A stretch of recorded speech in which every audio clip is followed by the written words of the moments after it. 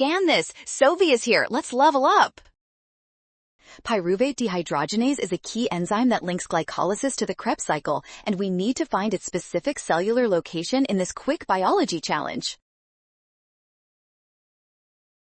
First, remember that pyruvate dehydrogenase catalyzes the oxidation of pyruvate into acetyl-CoA. This reaction is the critical bridge between anaerobic processes in the cytoplasm and aerobic respiration inside the organelles. While glycolysis occurs in the cytosol, the products must move deeper into the cell for the Krebs cycle. This transition ensures that energy production continues efficiently within the specialized compartments.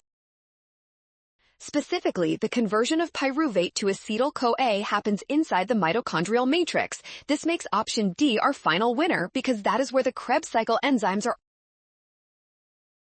Well done! Scan the code. You can learn better with Sovi. Avoid the rush and watch signs.